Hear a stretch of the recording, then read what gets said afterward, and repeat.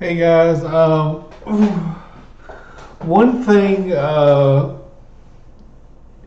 be a good investor, you want to learn from people that are successful and people that are good investors, and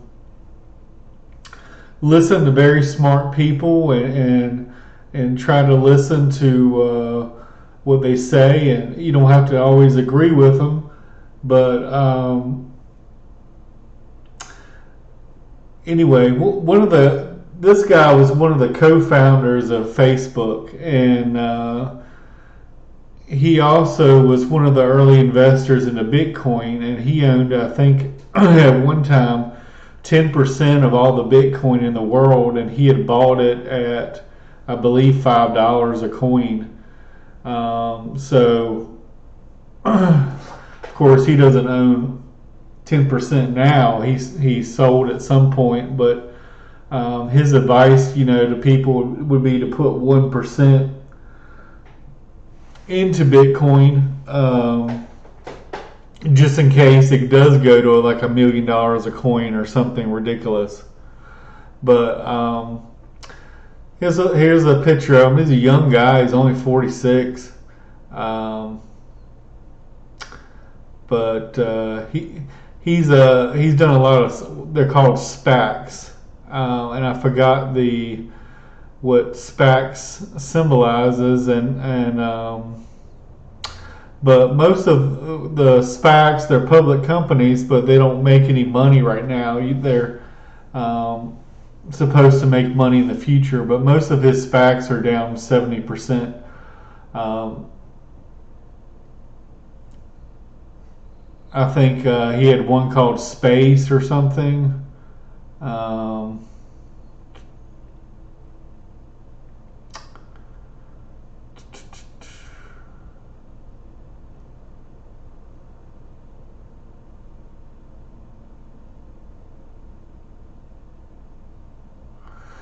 they did Open Door. Um, you can read about it if you want, but I like some of his interviews, and basically what he was saying here is um, typically the stock market should correct every 7 years. There should be a crash every 7 years. The market should correct itself. But we had the great financial crisis um, many years ago, and the market never really um, ever really corrected itself since then. They just keep propping the market up. They just keep printing more and more money. So basically, in order for the market to reach an equilibrium, a whole lot of money basically has to be destroyed in some shape or form um, to because everything is artificially high, um, propped up by money printing and propped up by debt. And as you know, the debt around the world is very high. It's like at all-time highs. Um, I mean, I didn't really particularly like President Clinton, but one thing he did well was we had a surplus in the United States. We had a surplus. We were on a balanced budget. We were running surplus, and now it's just it's just deficits as far as the eye can see. And the problem, I've mentioned this before about the problem in the U.S. is most retirees that are 65, they only have 100 grand. They can't retire. They spend $50,000 a year, and Social Security's $30,000, so there's a $20,000 shortfall. So these people, and I see it all the time. There's these nurses that are 65, 70 years old. They're going to be working forever. I don't want to be that person. And the sad thing is a lot of the pension funds around the U.S., most of them are bankrupt. They can only invest in certain, AAA bonds or whatever, but even the AAA bonds were almost worthless back when COVID started, and they almost became worthless. And the problem is they have to get 4%, and they're not getting 4%, and so a lot of the pension funds around the U.S. And many states around the U.S. they're broke. They have made promises, maybe you're a firefighter or police officer, or even they guaranteed you, $60,000 for the rest of your life, and they don't have the money. The money isn't there. And then couple that with there's around the world there's a declining birth rate. China had this one child policy for I don't know how many years, and even after they stopped it, they still had a problem. And to carry on the family name, they basically got rid of all the women, children, and kept the men. So now there's all these men with nobody to marry. And in the U.S., the only thing that's been keeping us slightly afloat is the immigration, although that's mainly illegal immigration. Anyway, I'm going to shut up and listen to what this guy has to say, because he's very bright. That it'll outweigh the risk of inflation. One of the things that we have to realize is that all of that money somehow needs to get destroyed in some way, shape, or form. Chamath seems very anxious about the future of our economic state, but the deeper question is, what's causing it behind the scene? That is essentially the Federal Reserve buying assets out of the market and giving people money for it so that people can then go and buy other things with that money. Trade futures on the go with Ninja Trader Mobile. Place trades with simple order management tools. Access. It's very interesting what the FED is capable of, so let's have a look at what the consequences are of those actions. So if you think about taking $30 trillion out of the global economy, you're talking about almost, I think it's 85 trillion is the world GDP. So it's almost half of an entire year's worth of global GDP. It's going to take 3 years probably of the slow, meticulous, running off of money, not reintroducing new money.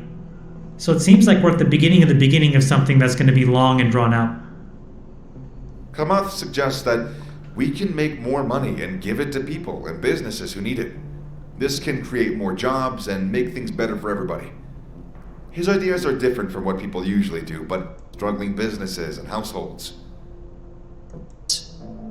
It would have created a little bit more chaos in the short term, but it would have set us up to understand what was fundamentally broken and still give the Federal Reserve the ability to use their balance sheet and use liquidity in the future to solve the problem. They took the worst option. The thing that you have to do before you talk about what is happening now, I think it's probably useful to go back And you have to really start at the end of the great financial crisis.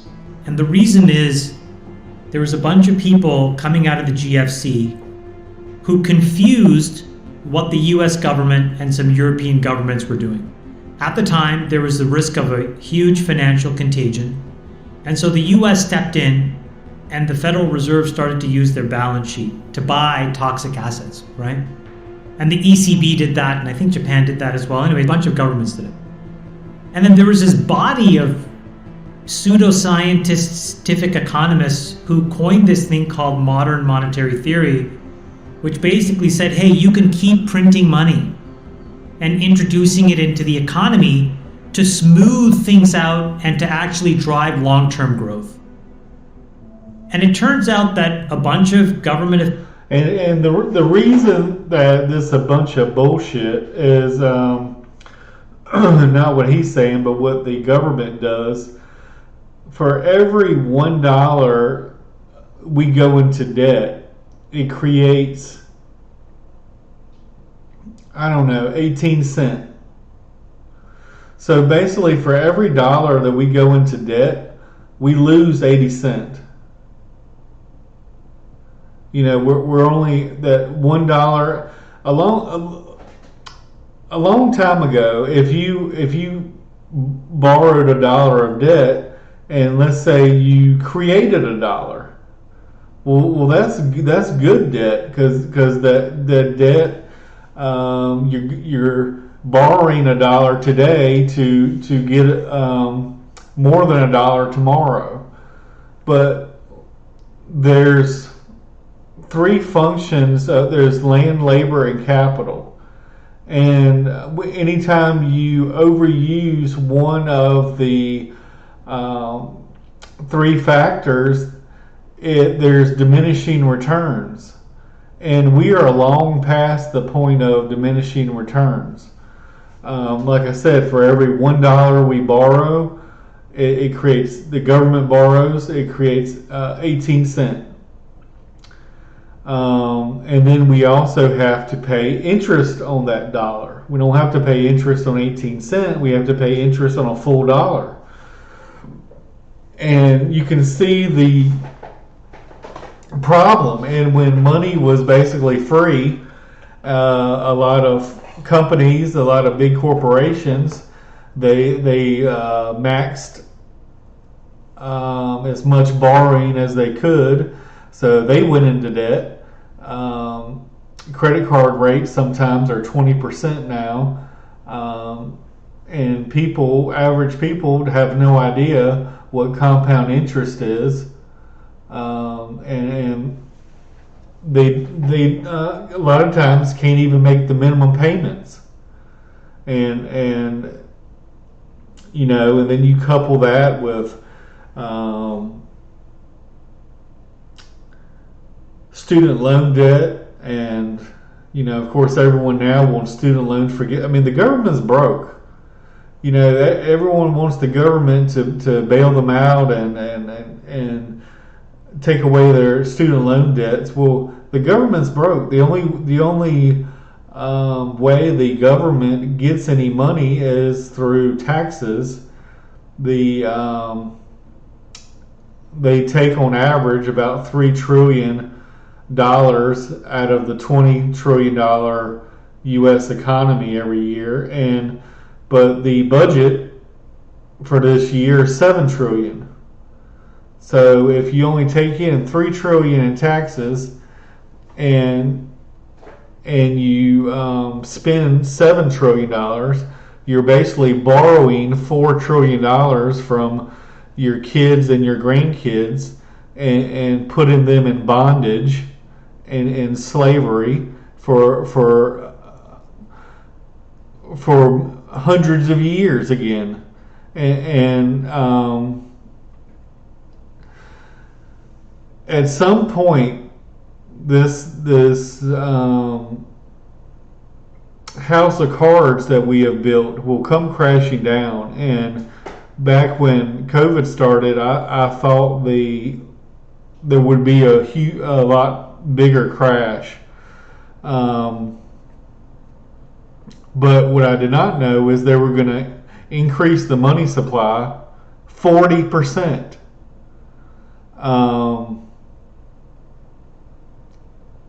I mean, that was outrageous what they did, and the thing is, when to stimulate the economy, you basically have to lower interest rates. But when interest rates were zero or near zero, you're all in. Like, there's nothing that they could do to stimulate the economy at that point, because they've already gone all in. And now, because of their big boo-boo, they've been, like I said, their target's supposed to be 2% interest rates. I mean, 2% inflation. And inflation right now is probably somewhere around 10 to 15, maybe even 20%. If you maybe even more. If you calculate, housing prices, rents, food prices going up, gas prices going up. I mean, just everything going up. And to counter that, wages have gone up, but true wages have actually gone down because they have not kept up with inflation. Like I said, in the military, they get a 2% pay raise every year, so that usually keeps up with inflation. But my advice is, always keep investing, but at the same time, there's nobody alive today that remembers 1929, the crash. Then most people are dead that lived through that, and most people in our generation do not remember. I mean, I remember my dad coming home from work one day, and his 401k, it was cut in half. In a couple days, and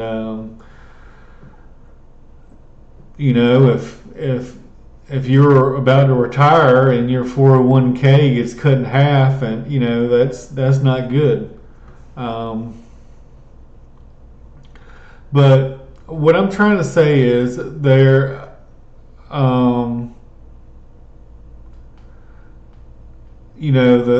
average S&P 500 has been about 15. Sometimes it's been below, sometimes it's been above. We've been way above, like 30 PE, 40 PE, 50 PE, 60 PE. We've been like so far above.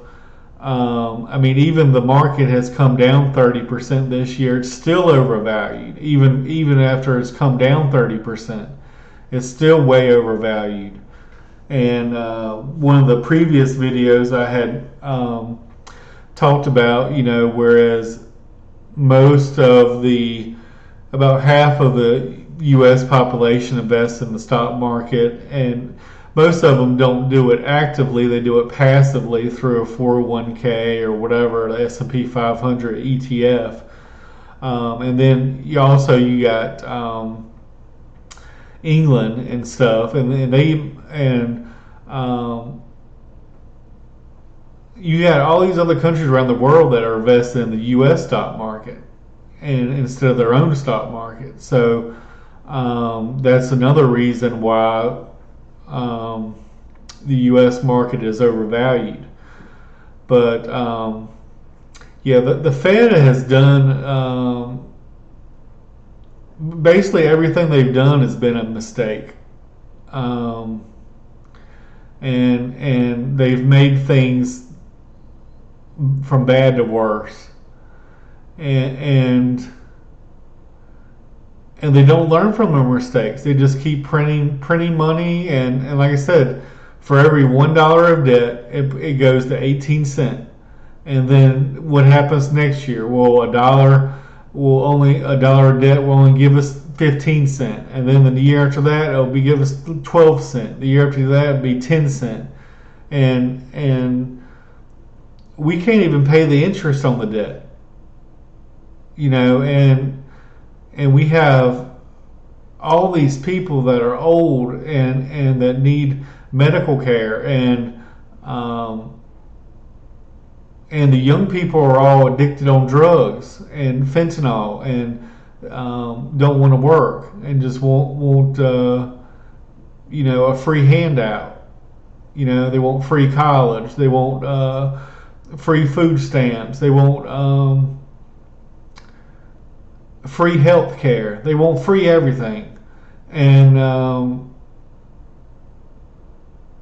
anytime the government gets involved in any kind of business, they basically do a very bad job. I mean, just look at the post office. If you want an example, they are very wasteful. They're a lot of times very corrupt. Most of them have never run a business or have no idea anything about finance or even how to balance a budget. But anyway, I wanted to hear from this guy, not me ramble on. Officials fell for it. And if you fast forward to 2022, so 14 years later, governments around the world had printed something to the tune of about 35 odd trillion dollars of money into the economy that should have never been there.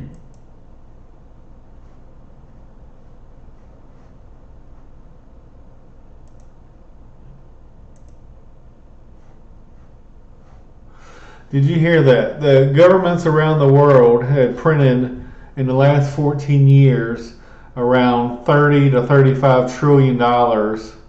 We have not necessarily that should never be there, and they just printed this money out of thin air.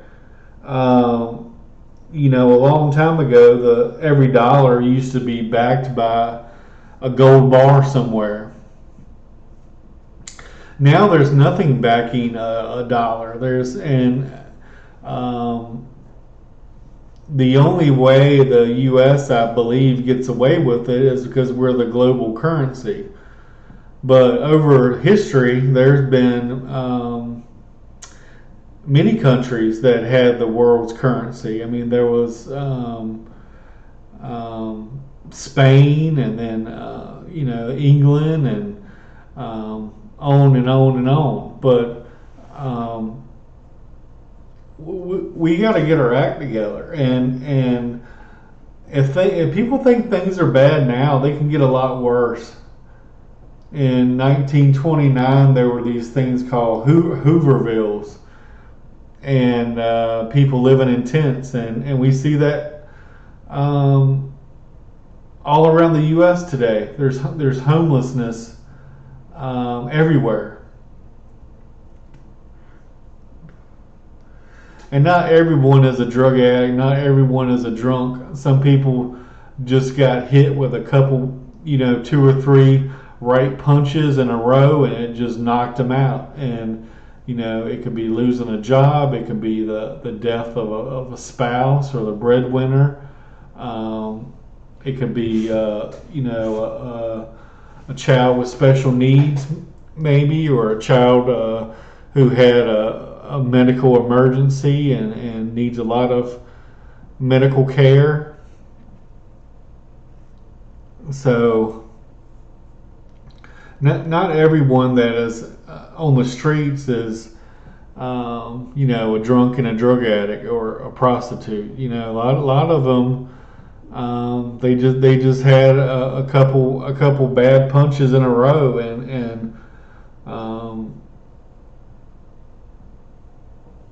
and that's tough sometimes.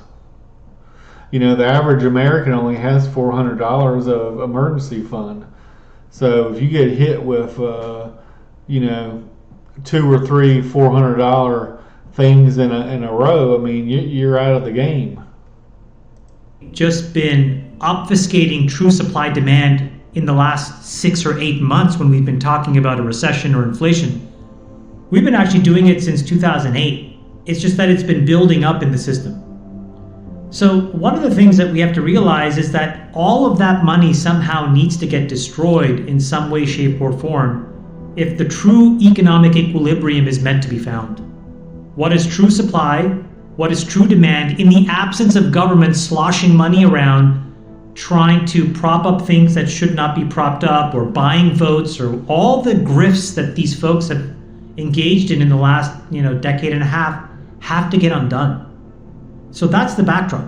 So if you think about taking $30 trillion out of the global economy, you're talking about almost, I think it's 85 trillion is the world GDP. So it's almost half of an entire year's worth of global GDP. It's going to take 3 years probably of the slow, meticulous, running off of money, not reintroducing new money. So it seems like we're at the beginning of something that's going to be long and drawn out. I think they did the worst thing possible, which is they took the middle path. If you think about what the Fed has the ability to do, they obviously have the ability to raise and lower interest rates. But what we don't talk about is they have a balance sheet that can absorb assets. For the last 10 or 15 years, we've had a phenomenon called quantitative easing. And for folks that don't understand what that means, that is essentially the Federal Reserve buying assets out of the market and giving people money for it so that people can then go and buy other things with that money. Last June, they started what's called quantitative tightening, which is essentially reversing that policy and restricting the liquidity in the system. So I think actually I disagree with Sachs. I think they should have done the opposite. They should have raised 50 bips. It would have created a little bit more chaos in the short term, but it would have set us up to understand what was fundamentally broken and still give the Federal Reserve the ability to use their balance sheet and use liquidity in the future to solve the problem. They took the worst option, which is neither did they cut nor did they raise enough. And so this problem that Sachs represents actually is the fundamental problem now, which is you won't have enough clarity and signal to really know whether this 25 basis point enough. Look, I've maintained now for 9 months that rates are going to be higher than we like and longer than we want. And so I think it's high time that we acknowledge that we have a sticky inflation problem whose back we have to break. We've known since Volcker era what we need to do that, which is you need to get interest rates to be greater than terminal inflation, which means that a 5% Fed funds rate is insufficient. So we're going to need to see a print of 5.5%, 5.75%. And that's when you're going to have enough contraction, and then the Fed can come back with liquidity. But if they don't take these steps, we're going to be in this very choppy, neither here, neither there situation. And I think that is what causes the real damage, because it's the corrosive effects of uncertainty and what that does to lending, to risk-taking, and I think is really bad for the economy. You also have... just think if you're a company owner. If you own a company and you need to buy new equipment, and back when interest rates were 2%,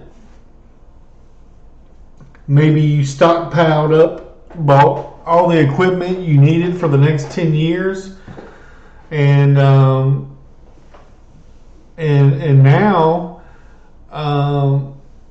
when interest rates are so high, they can't go buy new equipment or buy another plant or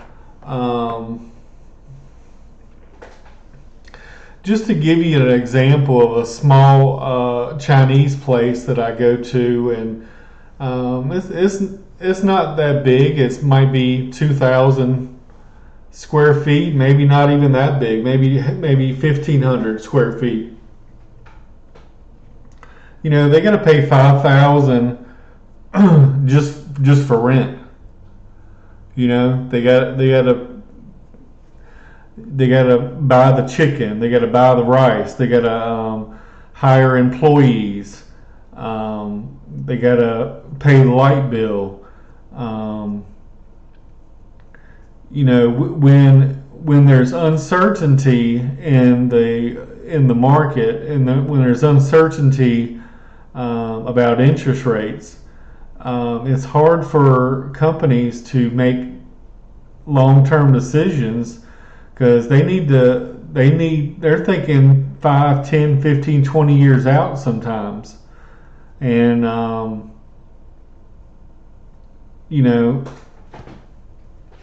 anyway, I'll get back to the video. We have this complicated issue already where it's really like the first time in a long time where debt holders actually got wiped out in the Credit Suisse debacle before the equity holders did. And that's created all kinds of ripple effects. So this credit bubble is here and it's being manifested right now in these very sophisticated parts of the market. And that's separate from whether we're in a recession or not. That's just the bear market that we're in, right? And so you have to look at asset prices today as a microcosm of a much larger trend that has to be about fake money pushing asset prices up, and now taking all that fake money out and finding out what the real price of something is. And I just don't think that takes 6 months. So for all the people that were, fingers crossed, hoping that this would be the end of it, Fed raises 75, we're done with this, they're going to raise 75 more.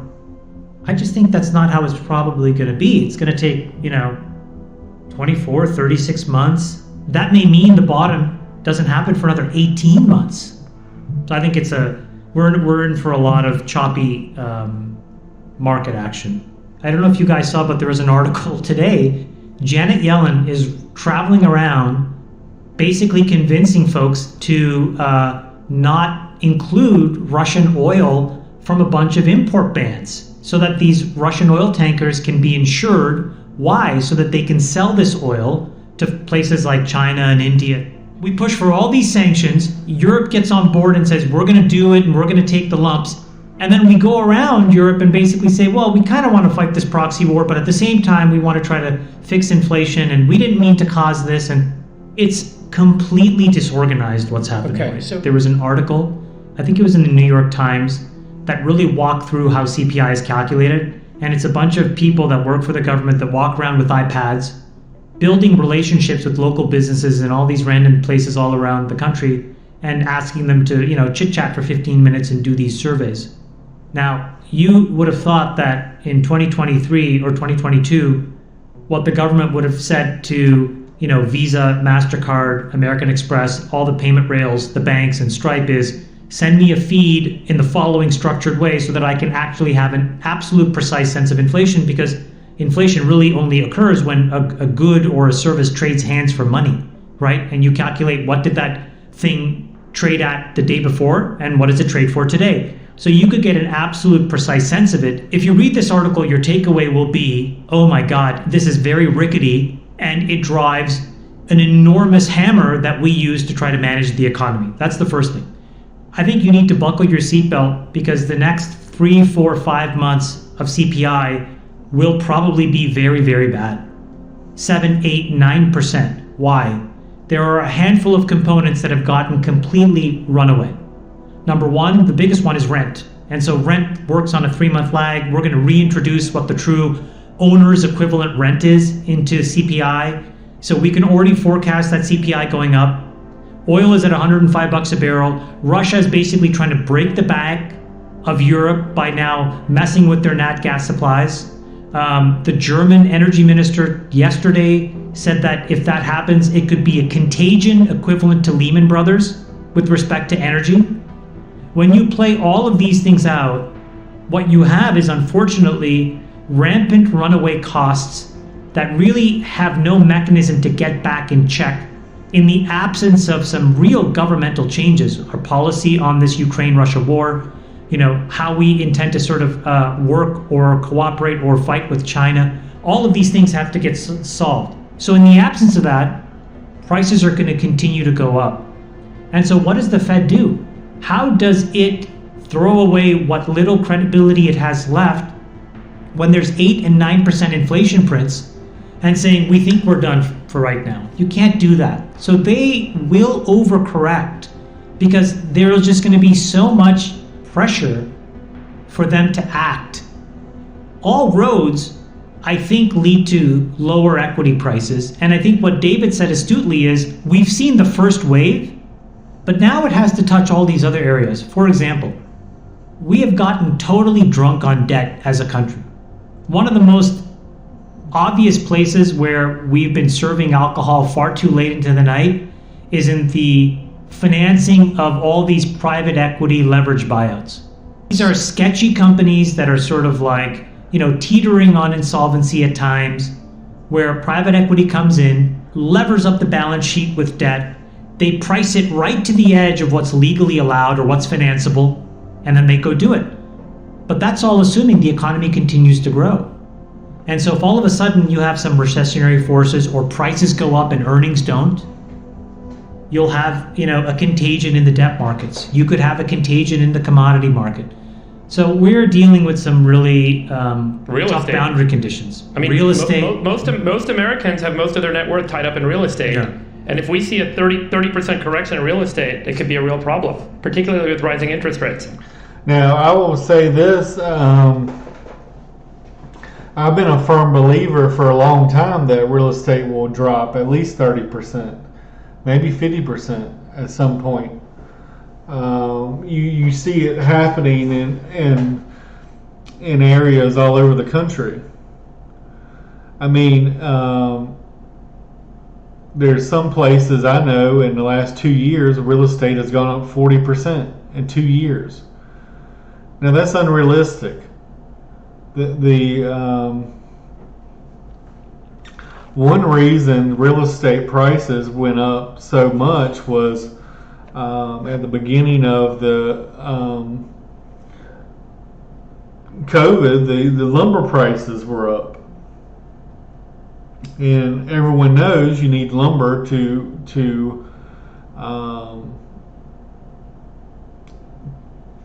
make a house in most cases, not always, and usually the materials to build a house is about $70 a square foot, or it used to be.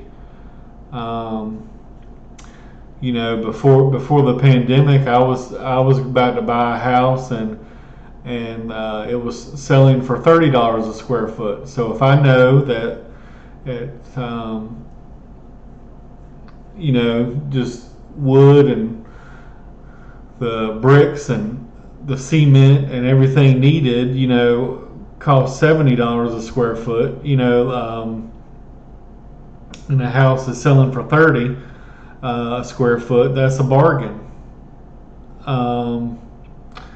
Now, I don't know what the square footage rate is or what normal is, but I would imagine that it's probably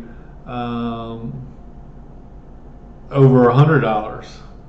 Maybe even $150 a square foot. I don't know, but and like I said, these big companies are laying off 20, 30,000 people at a time.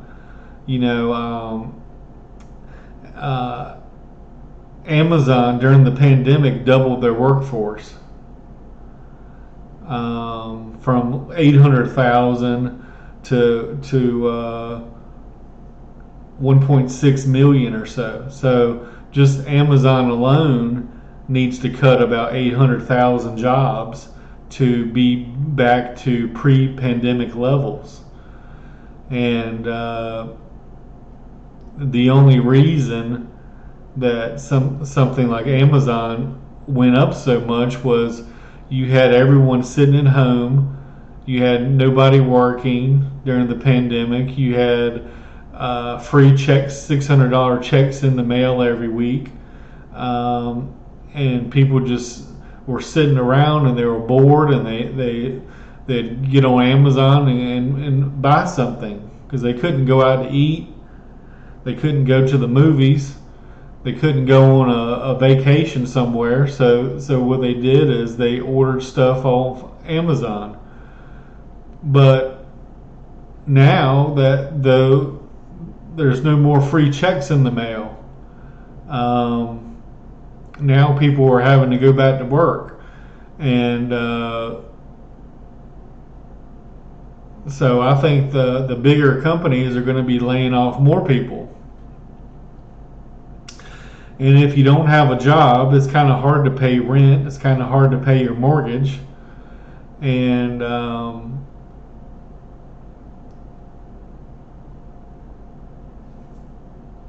another thing is, what, like I said, the population around the world is negative. If you add up all the real estate in the world, the U.S. probably makes up 70% of it. So it's overvalued. I mean, there's more than one real estate agent for every house in America.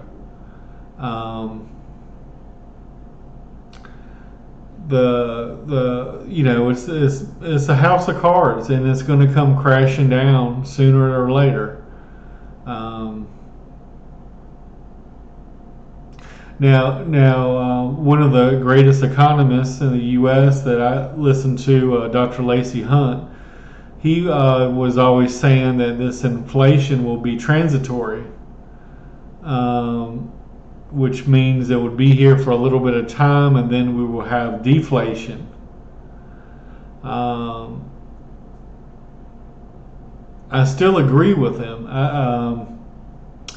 Because when you have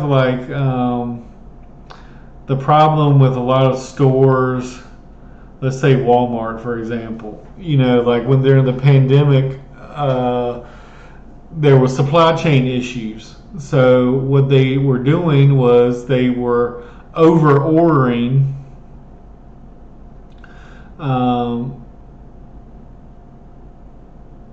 because they were not sure how long it was going to take them to get the next shipment in from China or whatever, or wherever the goods came from.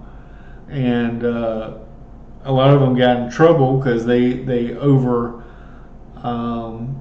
let's say this week you sell 50 boxes of cereal and of Cocoa Puffs or something, and then so you're thinking, all right, well next week I got to order 75, and then next week comes and 75 are gone, so the next week you order 100, and then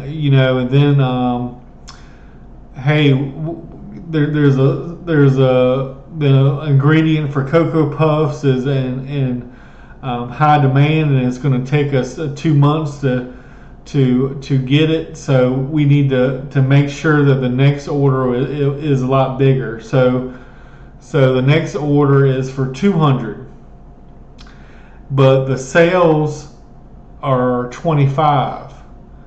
So here you just ordered 200 boxes of Cocoa Puffs, thinking that there was going to be no supplier for a couple months, and lo and behold, the customer has not come in to buy Cocoa Puffs.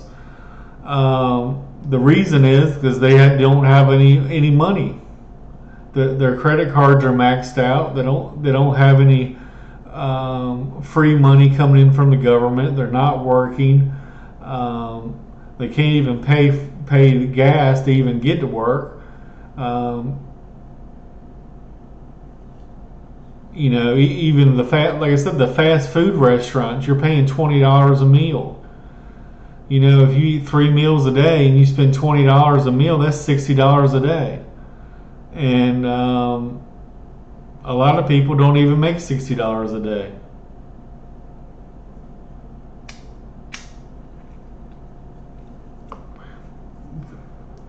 So if you're spending $60 a day on food and $10 a day on gas and $30 a day on rent,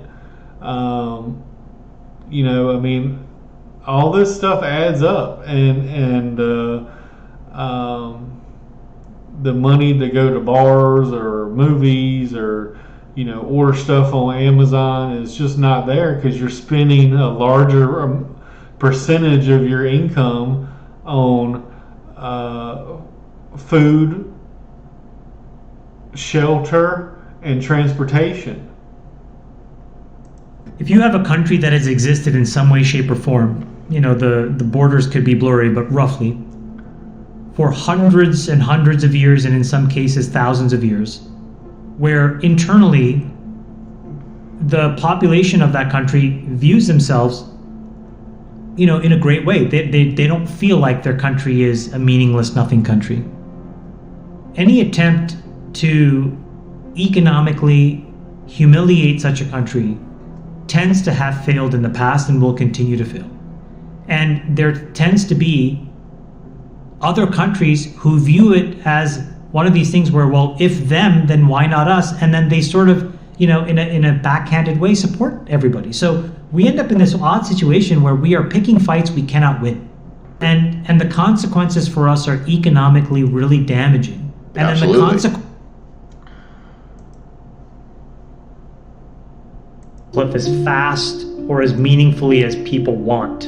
And so I will explain inflation as 3 different chapters, and we've seen the first 2 chapters play out. So 2021, chapter 1 was all about energy inflation. And we all talked about having almost $10 gas at the pump and what does it mean for everybody, and it caused that initial spike in inflation. And then we had it come off, and Sachs called this. He said, we're going to have this sort of double hump. And 2022 was really the story of goods inflation, right? All these prices and all of these things went up because the input costs went up, and we all had to bear the implications of that.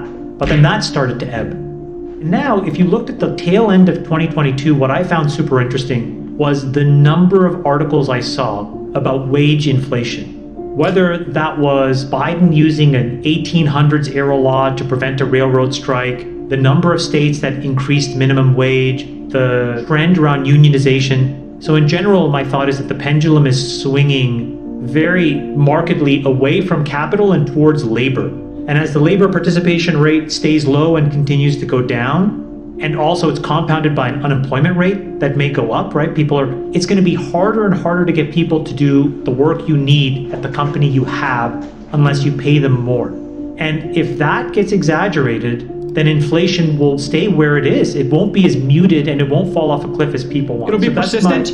That's my big contrarian wager for this year, is that we see wage inflation that keeps inflation not going down as much as people want. Here's what I think is going to happen this year. My big prediction is based on, I think the world has too much debt. I think that the economic slowdown coupled with rising interest rates globally and a dearth of kind of asset capital inflows means that there's going to be a lot of issues with a number of debt markets around the world, particularly kind of emerging sovereign debt. Just to give you guys a sense, global debt is about $235 trillion in public and private. That's somewhere between $5 and $15 trillion of interest payments a year, depending on what net rate is on $96 trillion global GDP. And there's another $1.5 trillion of unfunded liabilities in the US and pensions and Social Security and all this other stuff. I think this is the year where a lot of the debt markets start to unravel. The entity that steps in to try and support these unwinding moments is the IMF. And I don't mean to scare you guys. I just want to people to see other people's points of view and take it with a grain of salt and make your own decision. I mean, to me, having a lot of debt, basically our economy was built around debt, and to have a high interest rate environment where paying companies are having to pay a lot more money to borrow money, and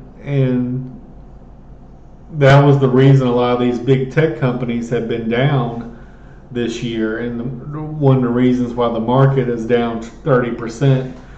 And one reason I was into more fixed income and dividend investing was, at least there's a floor there. And if the stock goes down, you're getting a better yield on cost. You're getting more bang for your buck. So let's say I buy a stock at $10 and it's paying a 10% dividend. Well, if it goes down to $8, well, then I'm getting, I don't know what the percentage is, but maybe it's $12, not $12, 12% instead of 10%.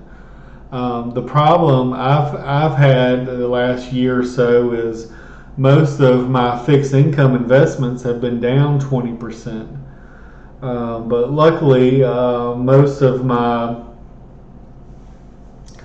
things I was in were yielding 15% or so. So even though the stock was down 20%, I'm still getting 15% of cash flow and dividends, and reinvesting those dividends, and hopefully at some point in the future the prices will go up, and I'll be able to recoup some of those losses. But I just want to caution people to keep a little money on the side, because what happens if the stock market drops 50%? What are you going to do? What happens if it drops 75%? What are you going to do? Are you going to be, when COVID hit, I was confident I had an income, and then the government money was extra income, and that was money I was using to invest with.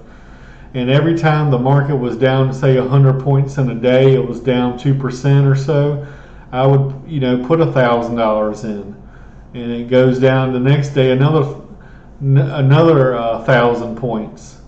I put another 1,000 in, but this time, they always tell you to buy the dip. But you have to be careful if the dip goes down 25%,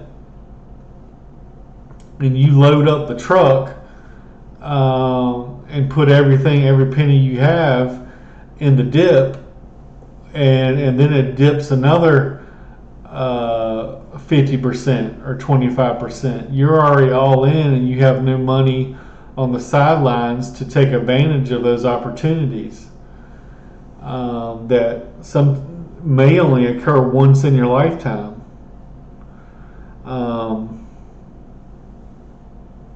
So I just would say be cautious right now. That said, I still think there's some value to be had out there. But you gotta look in the rough. You gotta look in the spots that other people aren't looking.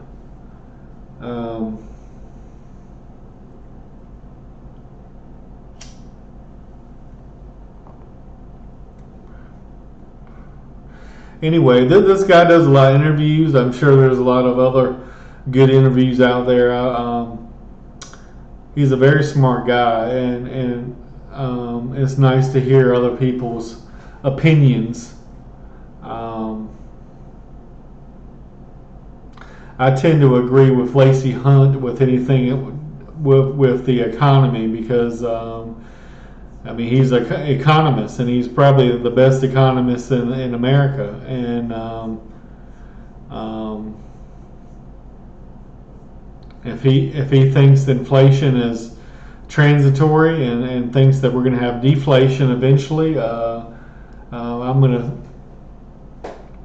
stick with that. But and everyone else in the world, was screaming inflation, inflation, inflation, and he was the only one saying deflation. So it's tough to go against the grain. It's tough to say everyone else is wrong and you're right. But if you're right and everyone else is wrong, you can make a lot of money. Anyway, thank you for watching.